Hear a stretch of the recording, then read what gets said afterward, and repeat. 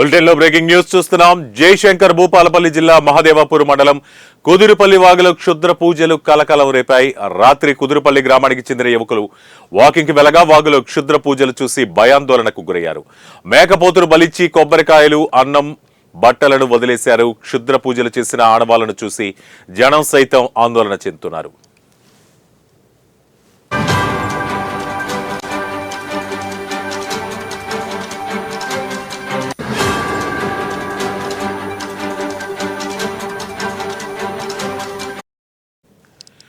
ఇక తమ గ్రామంలో ఇటువంటి పూజలు నిర్వహించిన వ్యక్తులను పట్టుకుని కఠినంగా శిక్షించాలని, ఇటువంటి భయానక పూజలు మరోసారి నిర్వహించకుండా చూడాలని స్థానికులు పోలీసులను డిమాండ్ చేస్తున్నారు.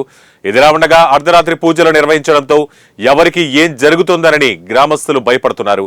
ఇది స్థానికంగా చర్చనీయాంశంగా మారింది. కుదురుపల్లి వాగులో చిత్రపూజలు చేసుకుంటూ మా ఊరుకు అరిష్టం జరగడానికి పాల్గొంటాను.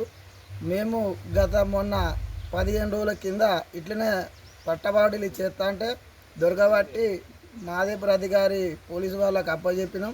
అప్పచెప్తే కూడా వాళ్ళు ఏంలాంటి చర్యలు తీసుకోకుండా వాళ్ళను వదిలిపెట్టేసిండ్రు. ఇప్పుడు అది అట్లా వదిలిపెట్టిన వెంటనే మళ్ళీ ఇవాళ నైట్ ఇట్లనే చేసిండ్రు. మేకల గోసుడు అది అట్లాంటివి చేస్తాను. మా ఊరుకు అరిష్టమైనది. అధికారులు కొద్దిగా చర్య తీసుకొని ఇది నరికట్టాలని కోరుకుంటున్నాం.